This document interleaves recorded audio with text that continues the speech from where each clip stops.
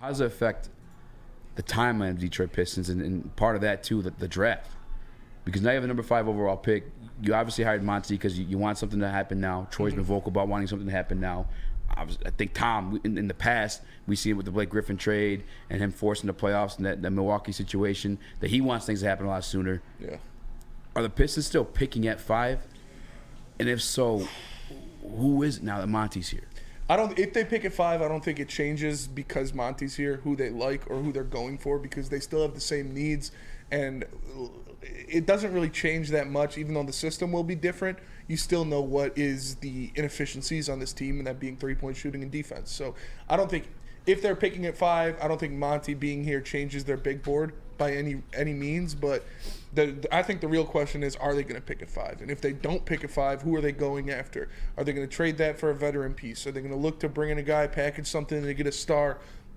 We'll see, but I wouldn't be surprised because, excuse me, this is an all-in move. Like, you're paying that coach that much money. It's an all-in move. You want to win.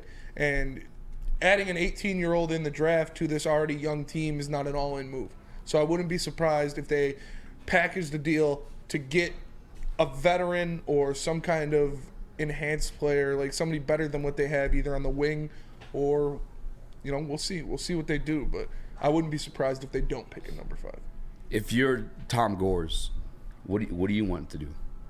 Now that you have a proven commodity at the head coach position like Monty Williams, are you drafted at 5 or you trade? If I'm Tom Gores, I'm trading. I'm trying to get a veteran piece in here to add to these young. You already have enough young guys.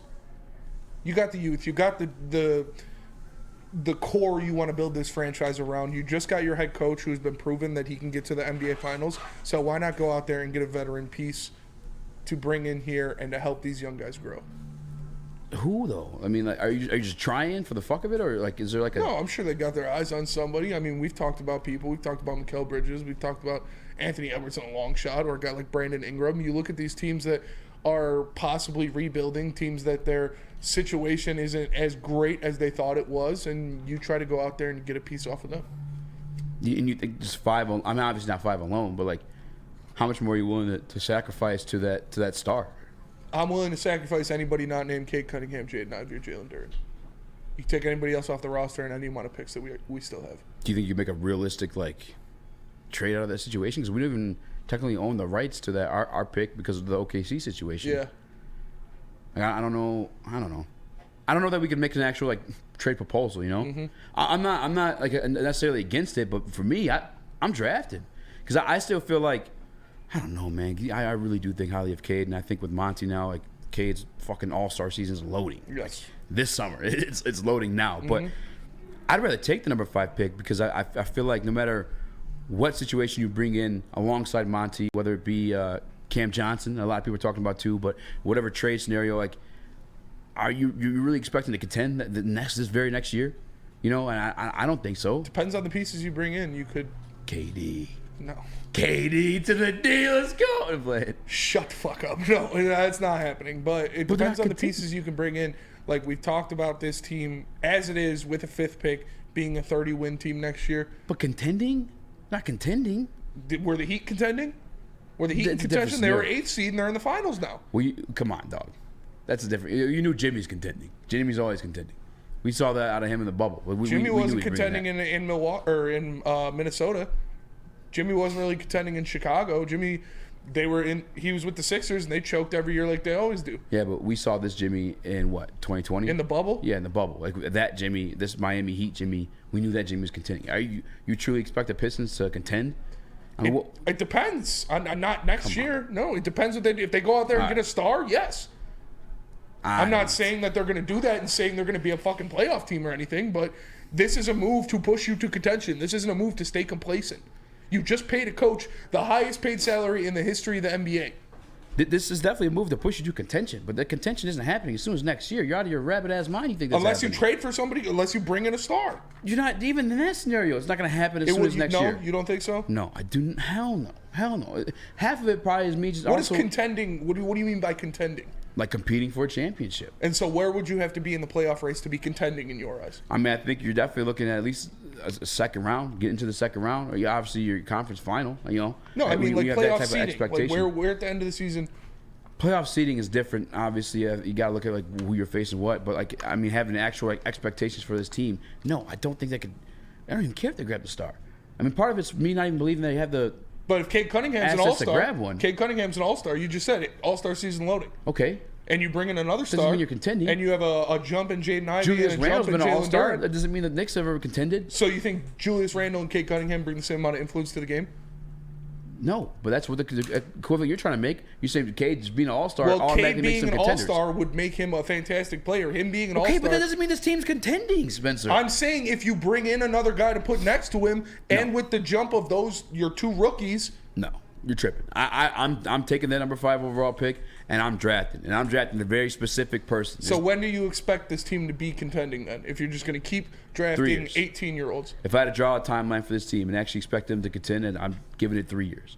I'd say 2, honestly. 2 years, and I'm cool with 2 as well. I'm cool with 2. I don't think 2 is too short either. Yeah. But I think you got to look at one, you need Cade and Ivy. All these guys in this team right now need to get a taste of the playoffs first and foremost. Yeah, for sure. Like that no guys jumping in their first like ever playoff action, just fucking running the board. You know what I'm saying? That's why I'm not saying contending. No, unless it's KD.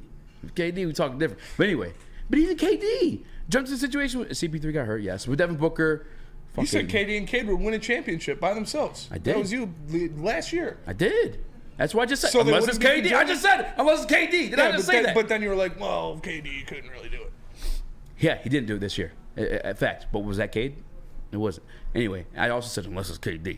Anyway, but I'm drafting Cam Whitmore. I'm drafting Cam Whitmore because I'm literally looking at Monty's success over there in Phoenix. I'm looking at a 2-guard system. Now, obviously, you can't draw a parallel with Devin Booker to anybody else, but you do have Bojan Bogdanovic. Still not Devin Booker. Let me back off that point completely. But you still got 2 guards, both in CP3, Devin Booker. You have your big man in DeAndre Ayton, which I fully hard believe that Jalen Duren's going to be an upgrade over him when all said and done. Yeah. All due respect to DeAndre Ayton, obviously was a guy. He already is. Yeah, equivalent right now? I think he is equivalent right now, yes. That's fair. I have no beef with that. And then, Mikal Bridges, that was a part of that recipe. Yeah. I really feel like you have an opportunity to mold a Cam Whitmore into that, especially knowing that he's, the second, if not the youngest guy coming out of this draft class, only 18 years old, going to be 19 by the time the season rolls around. Mm-hmm. There's no rush for him to want to be the guy because you have a Cade Cunningham and a Jaden Ivey after that. You could literally mold him into what you want him to be, especially with a respectable head coach like Monty Williams. Yeah. You don't think there's any pressure on Monty at all? I think there's a lot of pressure, honestly. No, you got the money. I mean, you got the money, but I think you're looked at from the city of Detroit, you're looked at as you're the incoming savior of this team. You have had years of unsuccessful play, and now you're coming in, and everybody, I mean, including us here at the network, are like, Monty Williams is going to change it. Monty Williams is going to change it. But I mean, if we, like Spenmo was trying to say, I mean, if we don't get that player that's going to help boost the young guys, we're not going to go anywhere. But I don't think there's pressure though. I think. Even if I'm Tom Gores. I think when you get paid the highest salary in the history of NBA coaches, there is some pressure on you. There's definitely some pressure, but it's not right away. Like, you got to look at the situation he's been handed. Like, 16 games I won last year? 17 games? 17. Like, no one's expecting you, I mean, I guess maybe you, to turn around and contend with that, right away. You know what I'm saying? I'm not saying that. I didn't fucking say that. The team they have on paper right now, no, they're not going to contend next year. Yeah, there's no pressure. Like, I don't think anyone's, even if they brought in a superstar, I don't see them contending until, just like Parker said, two years max. Maybe I just 2 to 3. Cade Cunningham more than you do. I do. But I think 2 to 3 years is the timeline for this team for actual contention. Again, I think Cade, Ivy. Even with, drafting Cam Whitmore, in 2 years they should be contenders. Yeah, I think 2 to 3 years you can see them being contenders. I mean, they're going to probably get rid of someone like a Bojan in this offseason. He's taken up the most cap space. I mean, they have $4 million in cap right now. I mean, they got to get rid of someone. They only have $4 million after they have more than that. It's I looked it up last night, and it's around $4 million floor cap space, and it's not. I mean, you're gonna have to move because Bojan's taking $20 million of that cap space. But $20 million ain't shit. It isn't, but you're also paying James Wiseman $12. Someone, I think Cade's getting about $11 million. All right, I'm looking at. Pistons got $4 million, but I mean. Is this after everything drops off? How is this? How are they the third most cap space with only $4 million? Yeah, I'm not sure about that one. That's wild. But nonetheless, I don't know. I'm no rush to get rid of Bojan. I think you go to Ward what you got right now. You bring in Cam. And obviously, again, I don't expect that to happen. Anything to shake from that right away. He's 18 years old. If you're not trying to contend immediately, I think you should be in a rush to get rid of Bojan then. That's fair. Because he's not going to be a factor when you want this team to be in contention. I think the message you're selling to the team is contention, right? But I'm talking about in all like actuality, like you're not going to be. You know what I'm saying? Like they're still gonna put the plan into motion. Like that's definitely gonna be like the game plan. Yeah. It's just like, is it actually gonna happen? Like, nah. I mean, odds are highly against them. We'll see. I mean, I don't know. I don't know if they're gonna be picking at 5 or not, but I wouldn't be mad about it either way. I'm with that too. I wouldn't be mad about it either way. But I think just like I'd rather build this thing out long term. And again, in a similar situation that we always saw Monty have success in Phoenix, and is with that. And I feel like Cam with the 7-foot wingspan, 6'7", way better shooter than we give him credit for, just because of the thumb injury too. Like you really can just mold that piece into whatever you need to be, and then you're more sustained for like long term success. Say you get rid of Bojan and whoever else at that point too, like. Yeah, then you can flirt a little bit more with free agency, and teams are probably a little bit, or veterans probably a little bit prone to go here now that you have Monty. Pay all these guys though. At that point, if you're waiting 2-3 years, Cade's gonna need a new contract. Ivy's gonna need a new contract. I'm not even tripping about that though, because I'm looking at the new Warriors CBA, situation. The new CBA, you're only gonna be able to have 2 max contracts on your team. Really? Yes. What was it before? 3. Damn. Yeah. They're really trying to help out the small market guys.